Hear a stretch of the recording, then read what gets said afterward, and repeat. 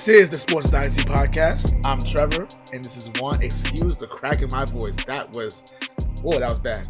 But before we get started, make sure you like, share, subscribe on iTunes, YouTube, Spotify, iHeartRadio, Google Play Radio, Stitcher Play Radio, at Podcast Dynasty on Twitter. Join the Facebook group. Be a part of the conversation. We just put out the Week 3 Pick'ems. Congratulations to Michael Crabtree for his amazing performance in Week 2, 14-2 record. This contest has been so much fun so far, so get your picks in so you could be recorded for this week's picks. So, how you feeling today, buddy? I'm tired.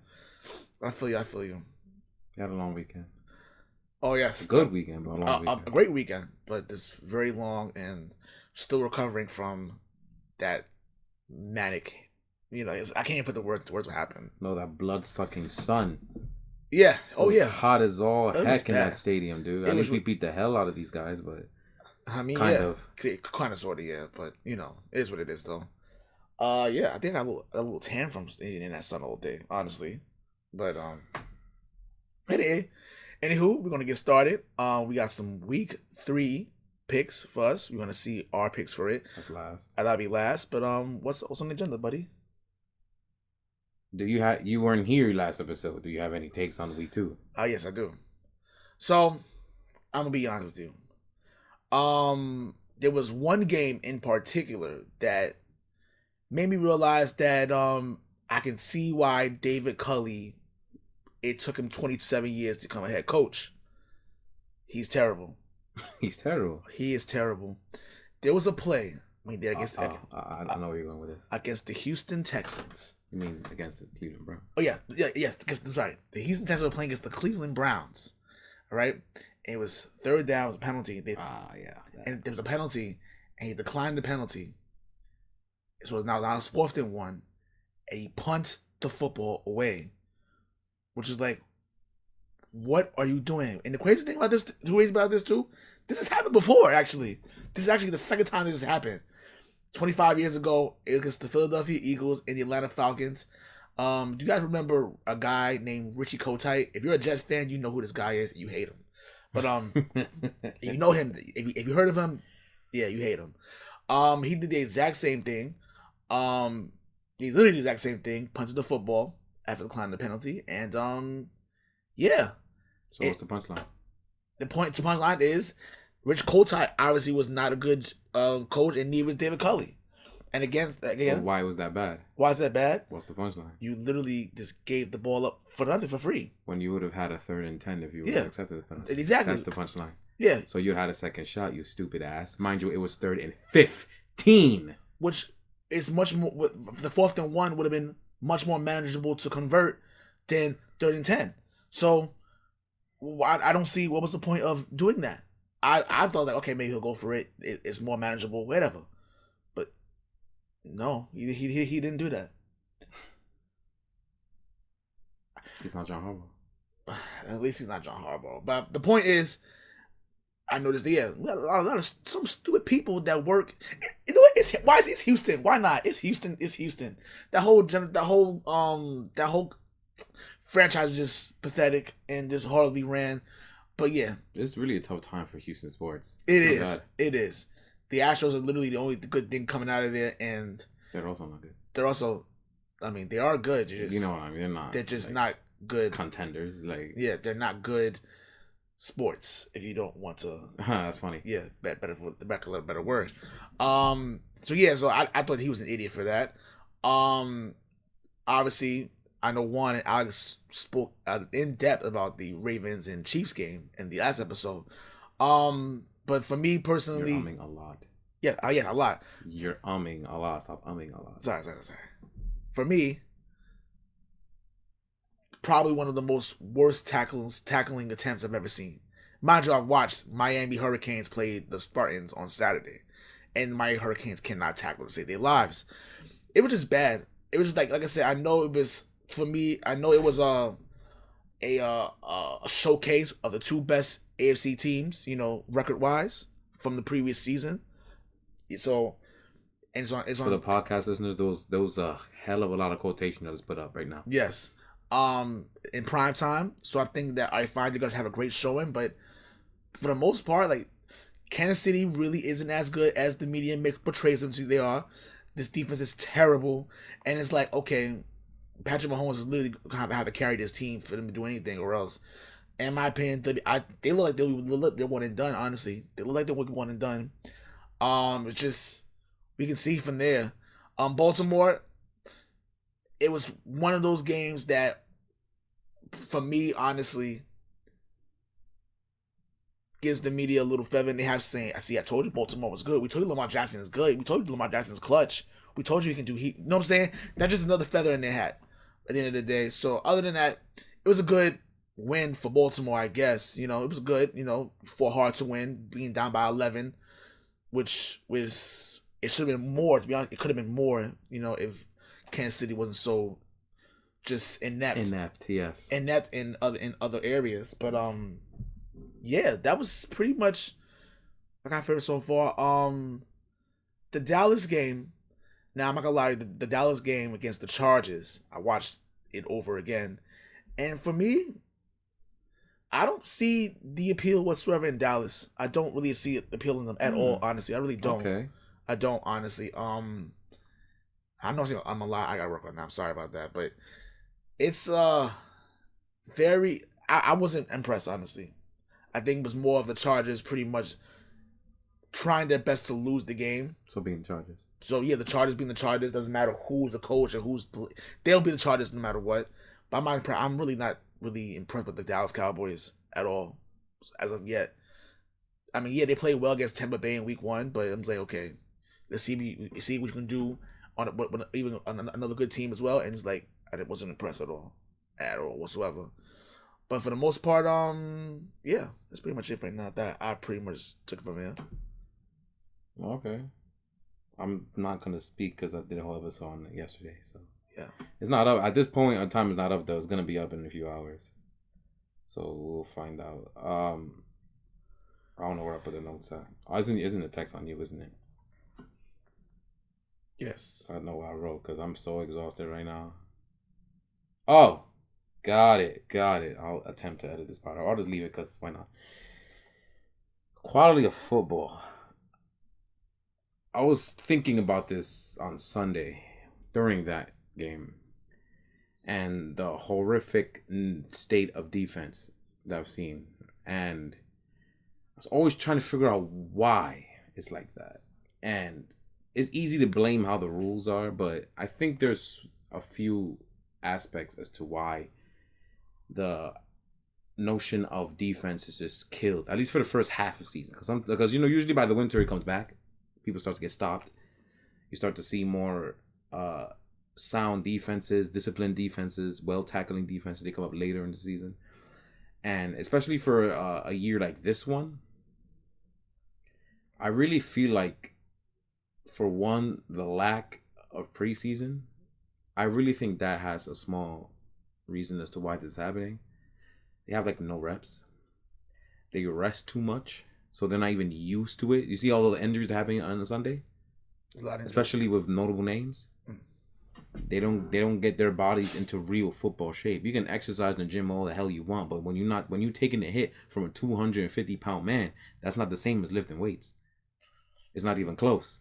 You know what I'm saying? So you're not football ready. So when you don't take the preseason seriously, and I hear people all the time, it doesn't matter.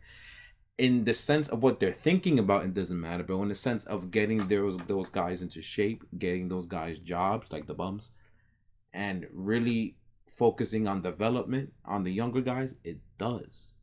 And I think for one of the reasons, I think it really bad that they really just took out emphasis on the preseason to the point where they literally took a game away. Honestly speaking, their approach to preseason is pretty much like that for years now. Yeah, like, and there's been, and what's the difference in quality, especially defensively, compared to what was 10 years ago? Yeah, exactly, of course. Especially, that's what I'm saying. Especially, I know they want to go for a safer route, for the concussions thing. I think that's what it is. They try to avoid any head injuries, which I get, I understand. That's what you want. You know what I'm saying? But at the same time, it's kind of like in baseball. Me and Anthony talked about this in an episode a long time ago regarding like trying to fix something that's not broken. NFL's famous for this. Yes, fix something that's not broken. I know this is an era thing. Like we ran the ball a lot before the 2000s, the mid 2000s, where they pretty much opened up the passing game a lot. You see a lot of passing records being broken every other year as a passing. Like, you know what I'm saying? Like, for me personally, and Juan will agree with this, I like smash mouth football, run the ball, defensive games. You know what I'm saying? I like the old school type of way, quote unquote. That's the type of football that I like to see being played. You know what I'm saying? Hard, physical. You know, fight for every inch. That's what we like. 3 of my favorite games of all time. Not my straight up favorite, but 3 of my favorites. Super Bowl 53. Yes. Smash mouth defensive football. I love it, yes. Everybody hated it because they're dumb. But that's what football has always been before this soft ass era. That 2015 wild card game at Minnesota, Seattle at Minnesota, when it was like -1 degrees or whatever. It was 12-9. Yeah, 12-9. As F. But that was a defensive smash mouth game, so mother trucking good. I don't see 50-49 there. I don't see 36-35 there. I see smash mouth, get in your face, good tackling, good defensive plays, fast defense, just making the offensive have to actually strategize to figure out how to get the ball in the end zone, but Seattle ultimately did and won them the game, even though a missed kick helps. You know, the Minnesota way. Yeah, that's true. And then my third favorite, NFC Championship game 2013 Seattle, San Francisco at Seattle. You don't even know what them two play at that era. It was only smash mouth football. Yeah. Those, I don't have to speak. That's one of the most famous games ever. Everybody knows that. The Richard Sherman going crazy on it in front of Aaron Andrews. Yeah, that game. Those are 3 of my favorite games. And what they have all in common? Smash, mouth, hard, fought defense that makes offenses have to go out their game plan and figure out how to score. At least to be able to move the ball down the field and be efficient. Unlike now, like, I know what you're gonna say. Hold on. Unlike now, where offenses have to basically make the defense do it, and then you're gonna see people put up 35 and a half, and then they get stagnant and play sloppy. I'd rather it be the other way around, where they have to make them figure it out, and then they'll put up 20 and a quarter and then win the game. You know what I mean? Like, I'd rather something like that. Me personally, yeah.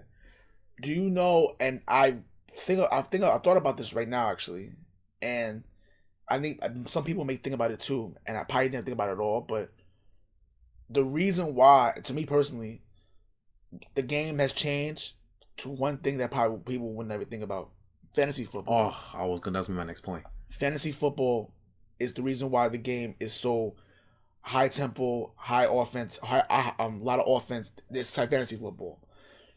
They're trying to now fantasy football and arguably gambling too. Yeah, yes, sports gambling. Yes, sports gambling is a reason for it, and that's why they've embraced this so much. Because hey, I can bet on it, and again, it's genius in my opinion. From a business standpoint, it's genius. Of course, I'm not gonna fault you for thinking money wise and trying to build the game and build a profit for the sport. I'm all for that, no problem. But at the same time, the quality of watching from the viewer, it's deteriorating. Honestly speaking, like, I'm gonna keep on bringing this up. Monday Night Football, Chiefs Rams, the 54-51 game that everyone said was one of the greatest Monday Night Football games of all time, which I hated it. Now people say, "Oh, I might as well watch college football." I hated it. We hated it, and we destroyed it on one of the episodes in our older episode. We just destroyed it, and it was like people talk about, but there was defensive touchdowns. There was defensive plays made to score. I'm like, yes, that's true indeed. Yes, there were defensive touchdowns scored in this game. There were, but it seems like besides that, there was no defensive effort whatsoever. Like Jared Goff and Patrick Mahomes was literally having a field day. It was like playing arcade mode on Madden, which is not saying much because Madden sucks. But you know what I'm saying? It's scary how the game is getting closer to that. It is, and it's scary because it's like, yo, this is not simulation. It's not simulation football. Because anyway, I feel like that's what I was watching Sunday night. It's bad. It's terrible, and some people really, really like that offensive style of play. That's cool and all, but you know, pathetic commoners. But you know, I honestly think it's more like casual that's fans like that. Yeah, that's the wrong word. Yeah, You're right. Yeah, casual fans. You want to bring casual fans to more out of the product. Say, oh, this is fun. Excuse me. Oh, this is cool and all, but they no. can get their asses to Arena League. Yeah. Fudge, bro. I can't watch Arena League. I can't watch Arena League. Save my life. I can't watch it. Yeah, because it's this. It's garbage to me. So you may call us, oh, you guys need to get with the times.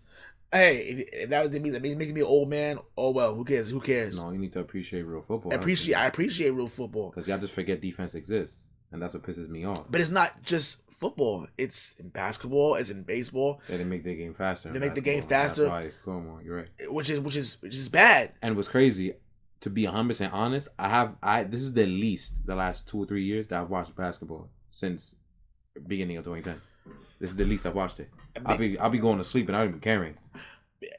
At least show effort. Like I like defensive effort, especially in baseball too. The shift absolutely. They need to get rid of it. We spoke about that too. The shift in baseball needs to get rid of it.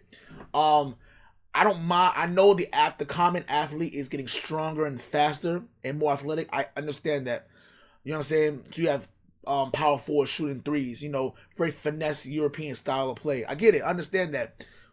But it's at what cost? Like I don't want to see a bunch of 3-pointers being shot. I don't want to see 10 touchdowns come out touchdowns in the game. I don't want to see that. I don't want to see it. I don't want to see it. Show me some effort. Like I like when the quarterbacks get sacked, getting under duress. I mean, not my quarterback, but I like seeing that. I like seeing the effort there. You know what I'm saying? I like tackling. That's like the biggest aspect of defense that's not existing anymore. People forget how to tackle nowadays. Tackling. And then the problem is, especially this, and Tom Brady spoke about it on an interview before, that and what he said was spot on regarding that the offense gets bailed out because of defensive mistakes, or you know what I'm saying?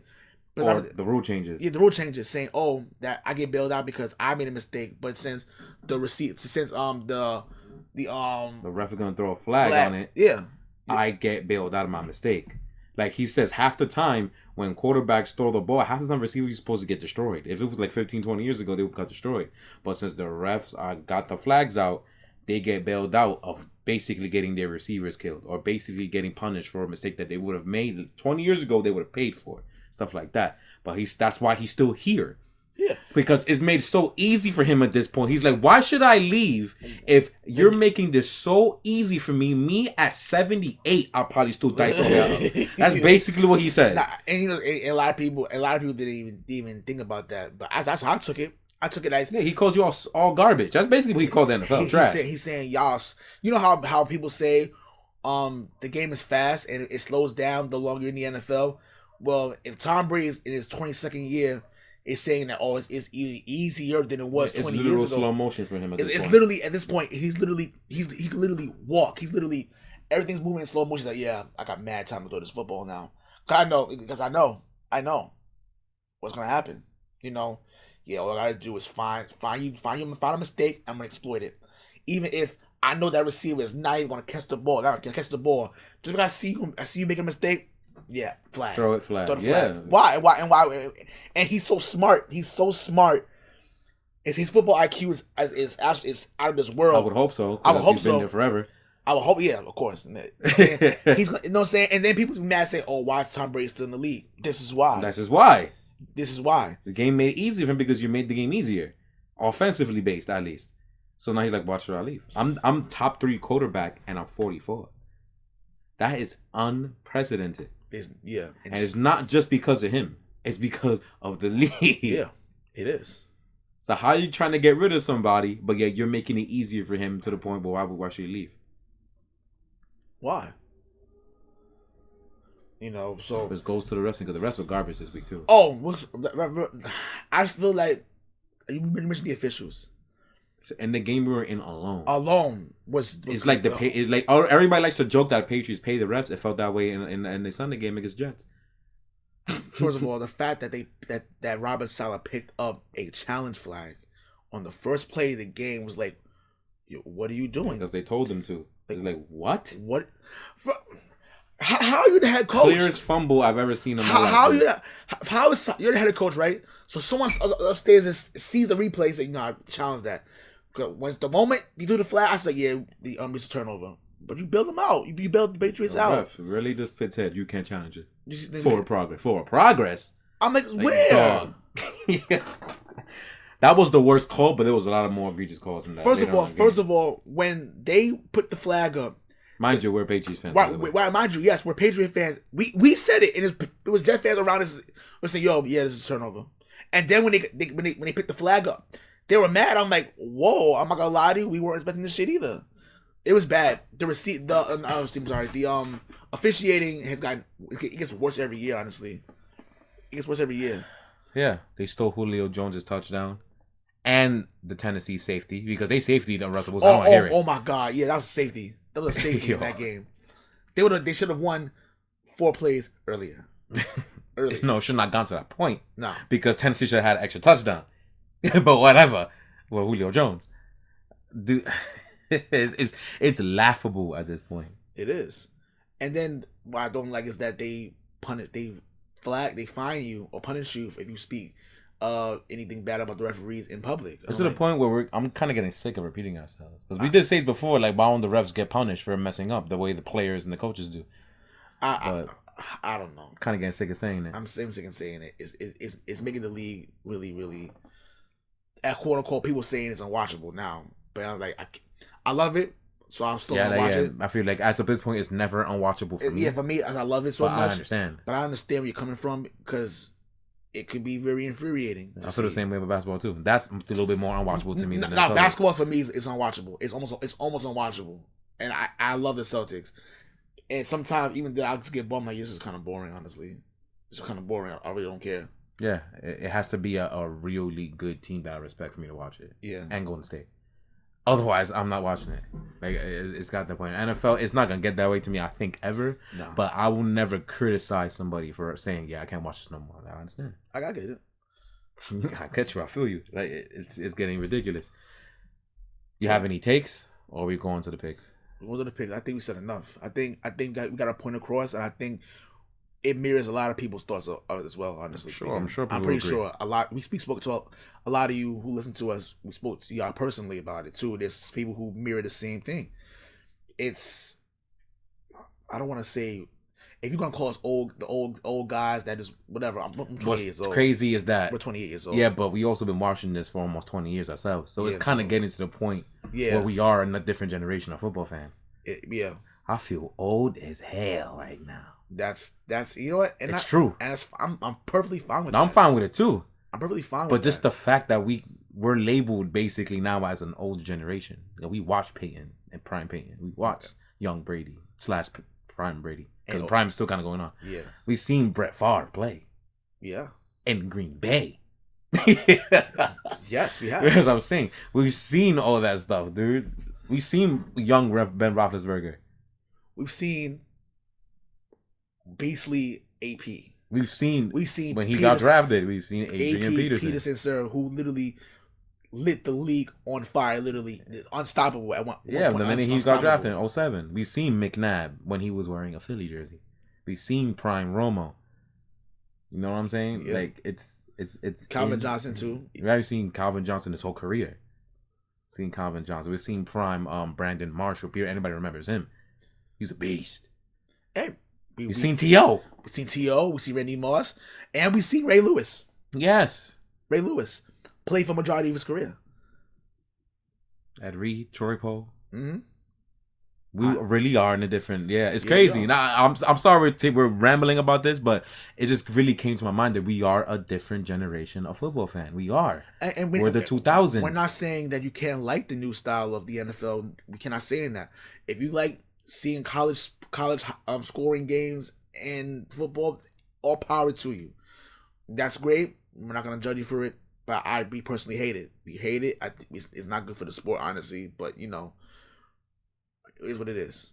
Yeah, it is what it is because I'm still gonna watch it and still spend my money on the NFL. So Oh, they won. absolutely. Then it's like we're basically talking ish for no reason because they're gonna take our money just like they're taking yours. So we're just being, dare I say, hypocrites at this point. I don't know. I don't think that's the word, but it's empty words, I guess. There's nothing wrong with being critical of something you love. I mean, it shows that you care. Yeah. I'll take that. It makes me feel better. Yeah. let's go with the NFL picks. We can get you guys out of here. Yes. All right. It's Tuesday, so it's a little early. Things might change, and we don't even have a spread for the Steelers game because Ben Roethlisberger at this point, no one knows if he's playing or not. He has I think a left pectoral injury. I think it's time to retire. I said that in the last episode, but yeah, retire. That's what's going on right now. So I don't know. So let's start with Thursday's game. Yeah.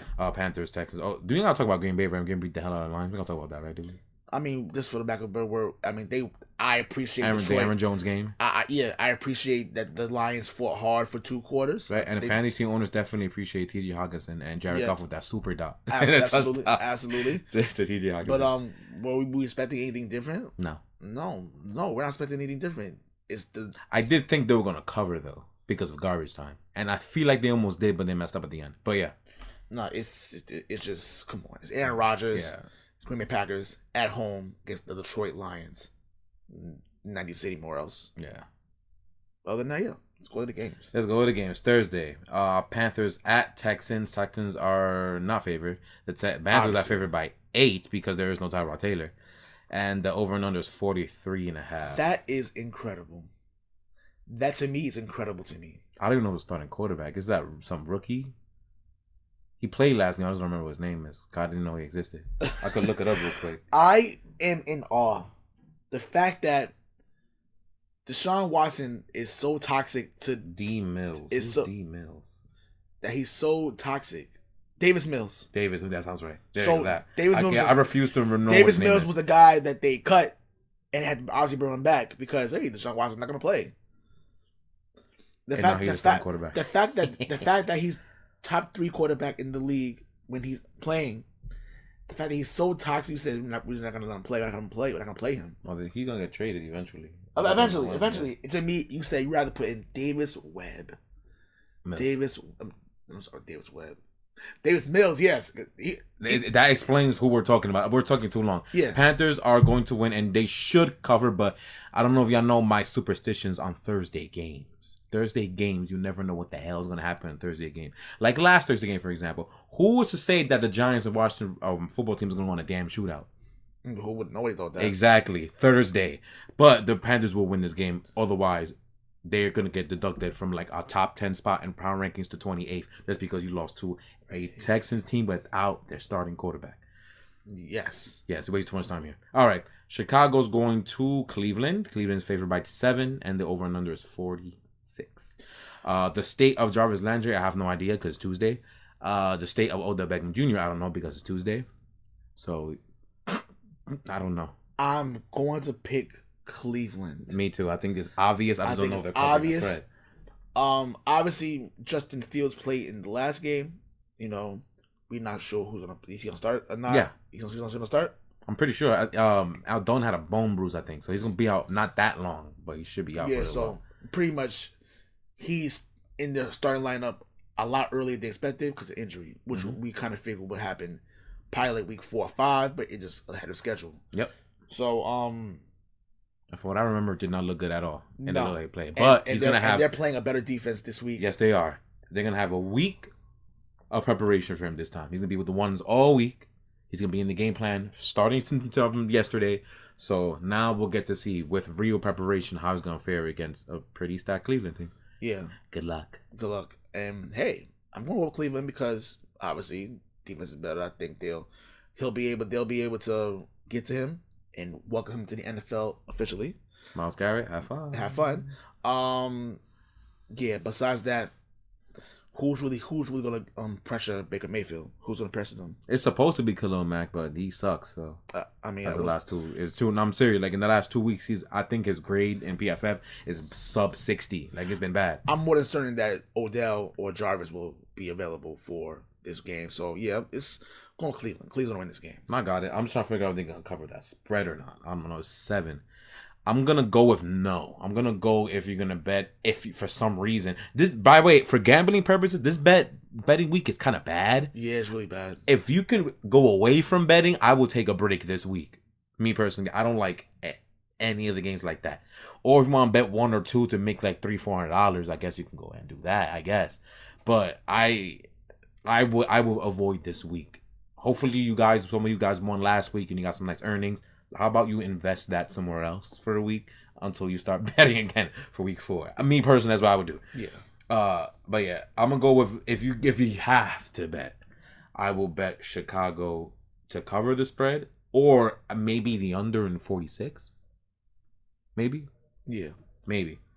Bengals and Steelers, because of the status of Roethlisberger, there is no spread over and under as of right now, so we don't know what's gonna happen. So we're gonna give you 2 separate scenarios, whether Roethlisberger is there or it's gonna be, I'm assuming Mason Rudolph is gonna be the starter if Roethlisberger's out. Either or, I'm gonna go with Pittsburgh. Either or, I just only because they're home. That's literally the only thing. I'm going at home, but Joe Burrow didn't play very good last week. I mean, he had a better second half.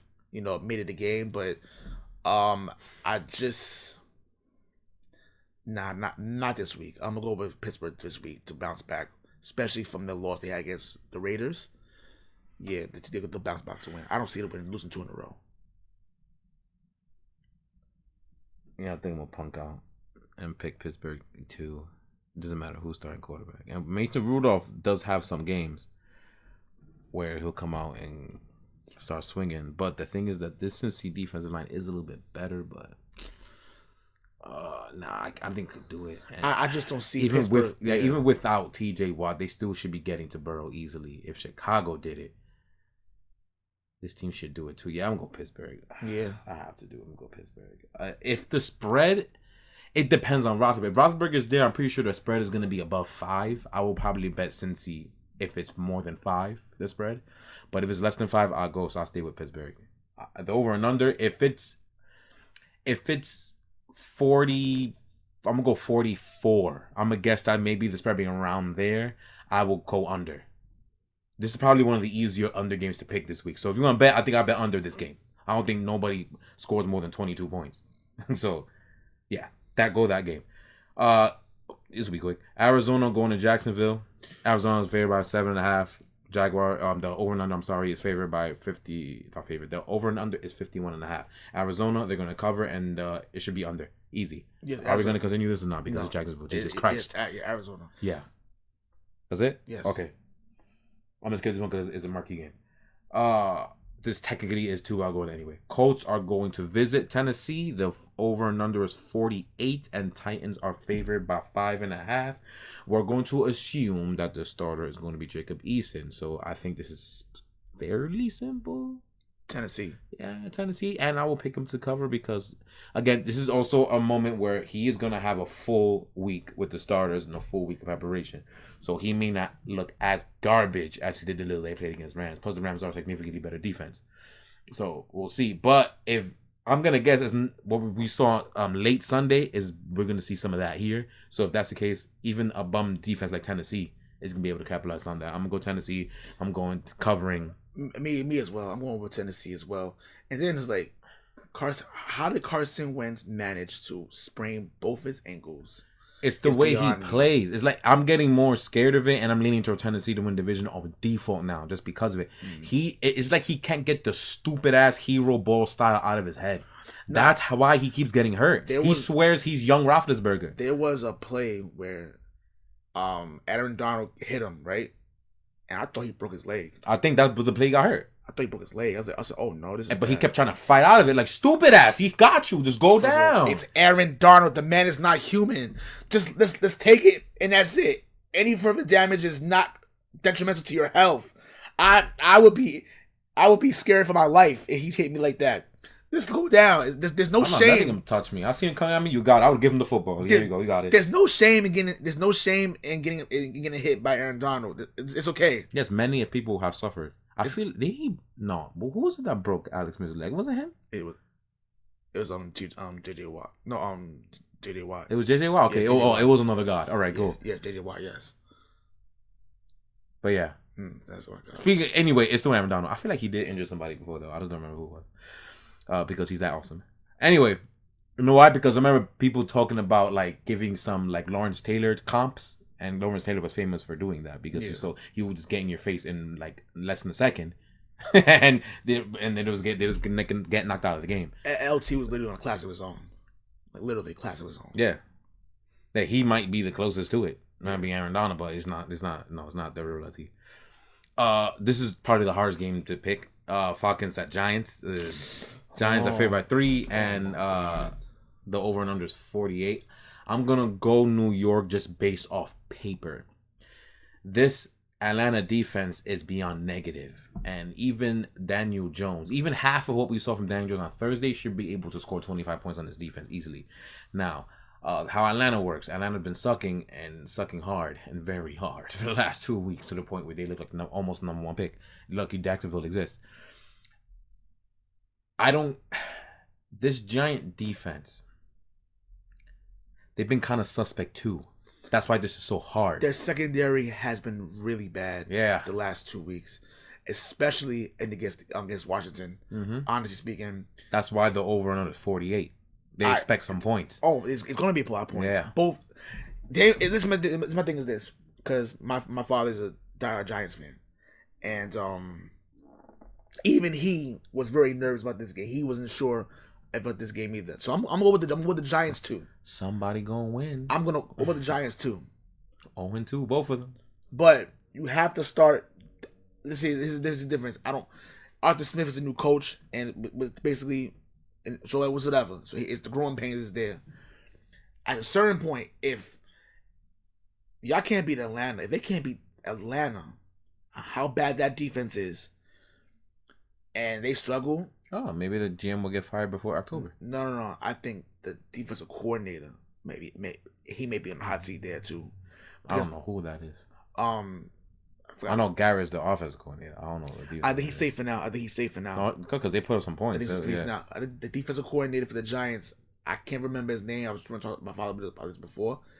He may be in the hot seat going forward, but you're not going to fire Joe Judge. No, of course not. He's not going anywhere. No, but because come on, Daniel Jones played way well. I expect him to play well this game too. He better.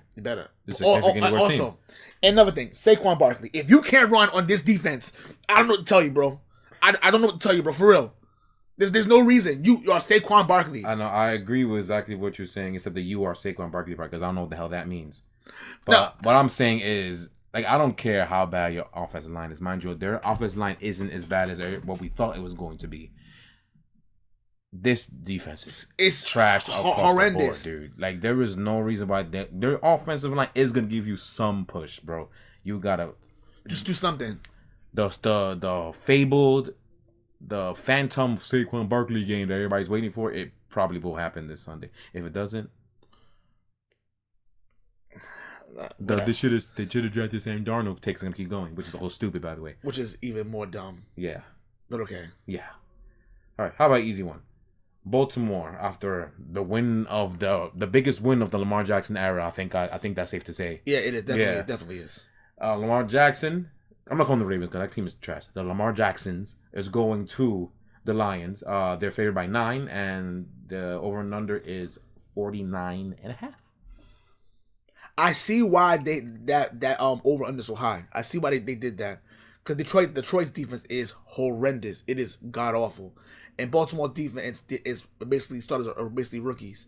So I can see why they did that there. They expect to score a lot of points. Especially how Jared Goff played in the first half of that game against the Green Bay. I see what they did there.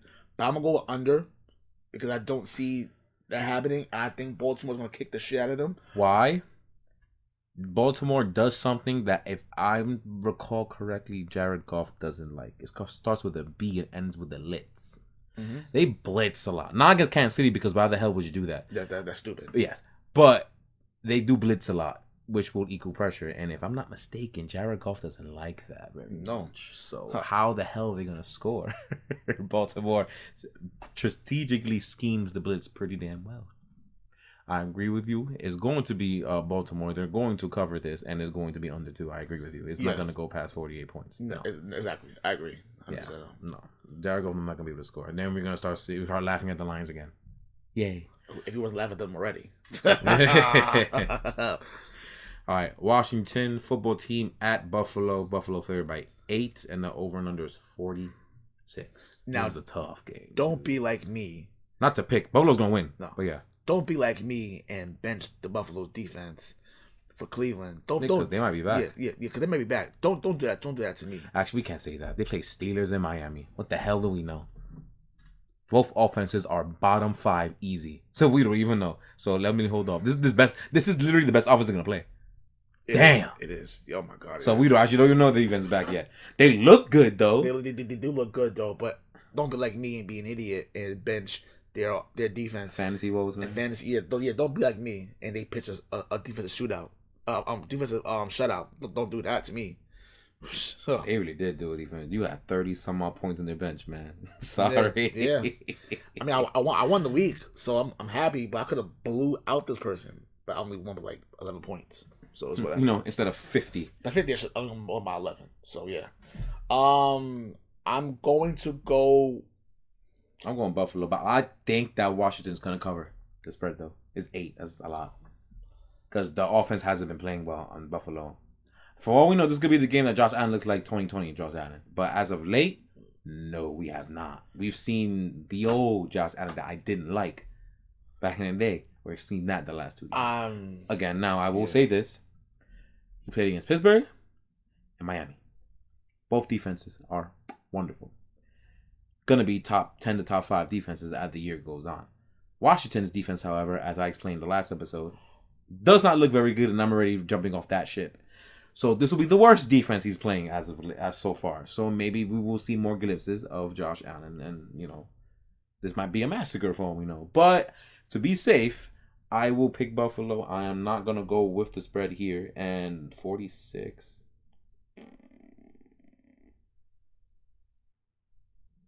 That's actually kind of hard. I don't know if it's gonna be over and under that. It's if you're a fantasy owner and you have Terry McLaurin. I would not start him. I would not start him at all. And he's on my team. He's on my fantasy team too. So I may just bench him. I don't know. Because Trey White gonna be all over him. So I'm gonna go Buffalo to win this game. But it's gonna be I'm gonna go under. Under as well. Buffalo win this game, it's gonna be under. But don't think Buffalo Bills fans, don't think that this is gonna be an easy cakewalk. I don't think it's gonna be a cakewalk at all. You're gonna have to work for this one too. But y'all should be able to win this game. I'm going with Buffalo. I agree 100%. We have all the same picks, don't we? Yeah, we do. It's kind of annoying, yeah. No, we'll see. Whatever. Last 1 o'clock game, New Orleans. The old Jameis who came back against Carolina. He'll be visiting the House of Horrors that is Foxborough, Massachusetts against the New England Patriots. This is a tough one, though. New England's favored by 3 because they're home. And the over and under is 41.5. That is a tough one I don't know which one to pick. I kind of want to pick over. I feel like 24-21 might be the final score. It might be. I'm going with New England because all the stuff that's going on behind the scenes in New Orleans. Like Marshall Lattimore being injured. I don't know if Charlie Gardner-Johnson's coming back. I don't know if Marcus Davenport's coming back. I don't know if the Saints coaching staff is coming back. Like there's probably reasons why they look so flat against Carolina. So that's why this game is so damn tough. Part of me. But all right, go on. I'm sorry. Go ahead. Part of me. Originally, I was going to pick New Orleans.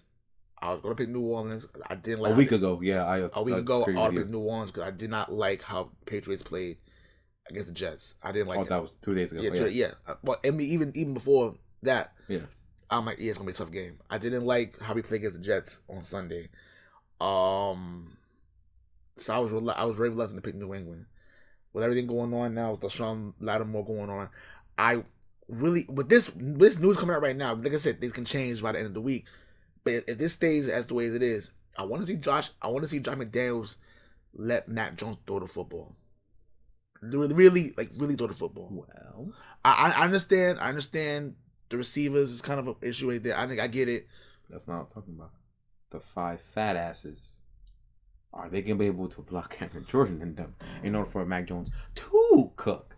Because that was the biggest thing that jumped out at me on Sunday. Because I expect Alvin Kamara to be a non-factor in this game.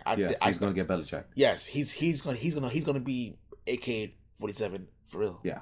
So he's done. I don't expect him to do much. He's getting Belichick. Yes. So I'm a dare them to have one of their receivers beat us. So I'm gonna go with New England to win this game. 24-21 sounds like yeah, I think it's gonna be a little bit higher scoring than Vegas stinks. But I do want, if they're able to block and protect Mac, I need to see them go down the field. I need to see that. And New England defensively, they actually, I think, match up pretty decently well, especially watching the tape from last week with Carolina getting pressure on Jameis Winston. Jameis Winston is a big play player and a high mistake-prone player. And Belichick, I'm pretty sure, is loving that. Yeah. So a lot of what we really spent all our money on defensively should be coming in handy in a game like this. Yes. Where we're able to get pressure. We're able to get past that line, especially since some of the New Orleans linemen are playing pretty well this year so far. So get into his face, and he's going to give the ball just like Zach Wilson did. So that's the game plan defensively. I'm hoping that's what happens. We'll see what happens. It's a really tough game. We'll see. A lot of answers for both New England and New Orleans will be answered this Sunday. I think that's fair to say. Yes. On both sides. All right, the 4 o'clock games are easier, I think, so we can get through them. So Miami going to Raiders. Raiders is favored by 3.5. The over and under is 45. Starting quarterback, I'm guessing it's Jacoby Brissett. I have no idea, but I'm gonna go with Raiders. The 3.5 scares me a little bit because I think Miami's defense is really gonna slow down Derek Carr. But the Miami offensive line is absolutely freaking atrocious to the point where I don't know why half the players are in the NFL. They're so bad, and it's looking like the Raiders have a newfound pass rush with Max Crosby leading the way. So, hey, if they're getting to Jacoby Brissett, I don't see how they score points just like last week. Like, seriously. So Derek Carr may not need to score more than maybe 20 points to win, and he's gonna do that. So, especially how he played last week. That's what I'm saying. The last 2 weeks. I'm going with the Raiders too. Raiders win this game too. Go 3-0, and hopefully they're able to sustain this type of success because you know how our best friend likes to do. So, yeah, we'll see in November. We'll see. All right, just quick. Just going to Broncos. Should I even? I'll do the betting stuff. The over and under is 41. The spread is 10.5. Broncos is going to double that thing. They're going to beat the hell out of the Jets. Yeah, they're going to double that spread. Yeah, easy. They are. Easy. Very easy. Especially in Denver when they're not gonna be able to breathe. To play the defense, they kind of played last week. Seattle at Minnesota. Seattle's favored by 2. That's interesting. The over and under is 55 and it has a really fat score. It's very interesting there. I'm going under on that game. I think that's easy. Under. Easy under. I get why they had Seattle favored by 2. To me, people may say is disrespectful, but the way they've played the last 2 games they played, I get. Offensively, they've matched. Yeah. They've scored almost 60 points in the last 2 games. But as far as the defense, I get it. So Minnesota has been in games before, and I expect this to be a game, but I'm going with Seattle to cover. I'm going with Seattle to cover too. The spread and win the game. Yeah, Seattle shows the capability of stopping the run, and you know how stubborn the Minnesota Vikings can be when it comes to overusing Dalvin Cook to the point where he got hurt like 4 different times in that Cardinals game, and they still ran him down the field. Yes. So Seattle has the capability of stopping the run. Pass-wise, we'll find out. Has been inconsistent. So I don't know. They also did hold Tennessee to 9 points for most of the game. You know what I'm saying? Even though it should have been 16, but it was still 9 under. So they showing some spurts capabilities of being able to get key stops. So that's all they need in this game because this Minnesota, I don't care when nobody tells me. I don't need to say it. You've seen it. They allow over 60 points the last 2 games they played. You know what I'm saying? So no, or almost 60 points the last 2 games. So no, they're not gonna stop Russell Wilson. They should cover. The more I speak about it, the more comfortable I am. I'm picking Seattle. Yeah, Seattle got this. It should be okay. Yeah. This Minnesota Vikings is leaving so garbage.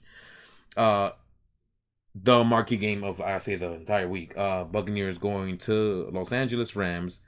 Buccaneers are favored by 1. Interesting. And the over and under is 55.5. I personally gonna go under there. I think time will be slowed down a little bit. I don't know who I'm picking yet. I'm just gonna explain to you why. What devil's advocate for both ways. The defense did go down in Los Angeles though, but this ain't gonna be a home game like it was for Dallas.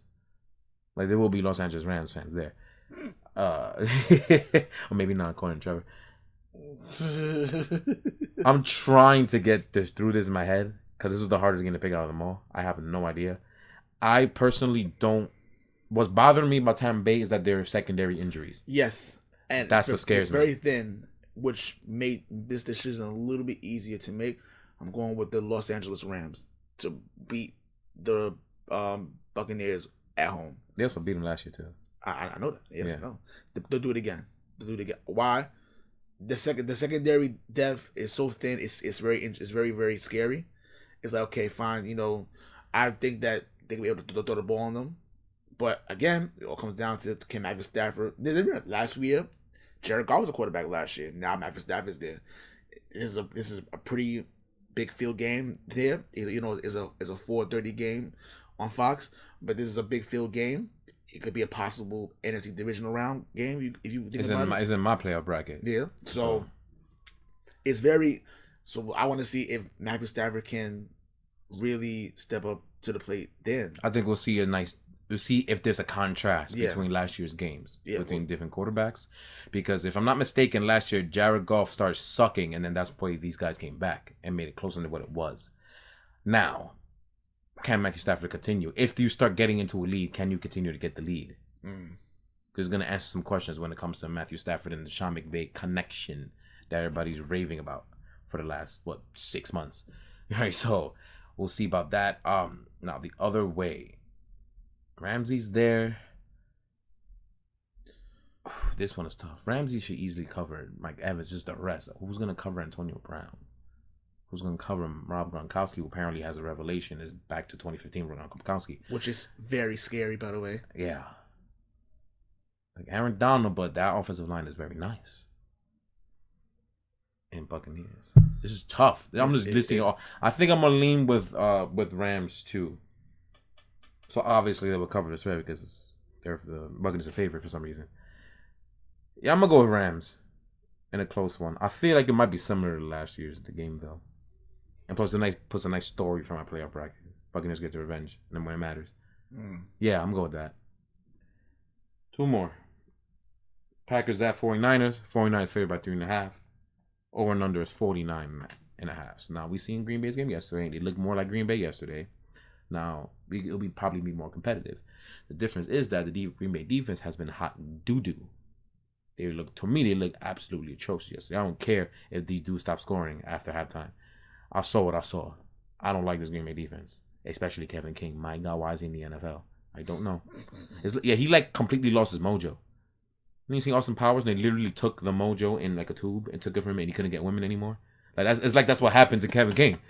That's pretty the best analogy. Because I don't remember him, right? I remember him being that garbage last year before Tom Brady took the soul out of him. I don't, right? He's so garbage. I'm sitting there like, dude, you're the reason why they got points, bro. They're looking at you. This dude sucks. You don't think that they're gonna be targeting him, George Kittle or something? Like, dude, it's gonna be a problem. And even so.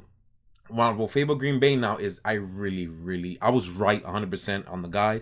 This San Francisco secondary is so suspect. It's really bad. If Nick Bosa and them don't get to you, that's an easy 10-yard completion plus, dude. Which is why I'm picking Green Bay to win this game. Yeah, that's not stupid to pick. I'm picking Green Bay to win this game. I think now that Aaron Rodgers is not comfortable now, let's see, because the last couple of years, the 49ers has been his daddy. Mm-hmm. So. Can he, like I said, exploding that secondary? I think we're gonna see the Aaron Rodgers of old as you. I think he's gonna take care of them. I'm picking Green Bay to win this game. I'm going with San Francisco because that line in Green Bay is actually worse too, and with Nick Bosa and company coming to town, they're going to their town. They might be getting to Aaron Rodgers more than they would like, and I don't know if he's gonna be able to overcome that. I think 49.5. I would pick under in this game. 49.5, I go under in this one. I don't think both teams are scoring that many. Because I think for the most part. I think running the football is going to be key for San Francisco. Try to keep the defense off the field as much as possible to protect that secondary. Even though the running backs dropping like flies every 5 seconds. I don't know if they can run the football. Shoot, Garoppolo ran 10 times last week. Like, my gosh. So I don't even know. But I think the front seven that always haunted Aaron Rodgers is going to haunt him again. I think that's what's going to happen. So I'm going to go with that as my logic. Now, there's another hard game because I don't know what the hell Eagles team are going to get, but Eagles will be visiting Dallas. Dallas is favored by 4, and the over and under is 52. Key injuries. Brandon Brooks, their star guard, might be out. He's definitely hurt on Sunday. I think he might be out. And Brandon Greenham, one of their more consistent pass rushers in their defense, is out indefinitely for the rest of the season for Philadelphia's defense. So that's really bad. Really tough. I have no idea. I'm leaning towards Dallas. I mentioned before in the episode, I'm not impressed with Dallas. I was not impressed with them watching them this season. I mean, except for that first game against Tampa, and then I don't really see the rave in them. I don't see it, but I do think they'll win this game. I just feel that divisional game. And at home, even though people win in today all the time, but there's too many injuries on this Eagles team. I'm gonna go with the Cowboys to win this game. Key injuries, man. Too many injuries, yeah. Yeah. And honestly, it's the Cowboys defense is improved, but I don't see Jalen Hurts making plays to exploit the secondary. I don't see it happening. So I'm gonna go with Dallas to win this game. 24-17. Which will be right under. It'll be 51. Yeah. That sounds about right. That's what I think it's going to be. I don't think it's going to be high scoring. Yeah, that's it. Those are all the picks. I did pick. I should say, I picked Dallas if you didn't do that. I think the only game we didn't pick was Packers and 49ers. Yeah, other than that, we have the same. Yeah. I was hoping you picked Buccaneers, but I like on the road. I don't like how the defense looks in Tampa Bay. So it's like, I'm pretty sure McVay wants to go on the FU tour. I'm sorry, not FU, Jared Goff tour. So I think he's gonna pull some ish that we haven't seen. He's gonna wind up putting up some points. So I don't know, but the man played with a broken hand. So show some game respect, Sean McVay, for you get slacked. Yeah, but I think Tampa get their revenge in the playoffs. Anyway, we're done here. Yeah, we are. Okay. Make sure you like, share, subscribe. We're on iTunes, YouTube, Spotify, iHeartRadio, Google Play Radio, Stitcher Play Radio, at Podcast Dynasty on Twitter. We're on Facebook and Instagram. Be a part of the conversation.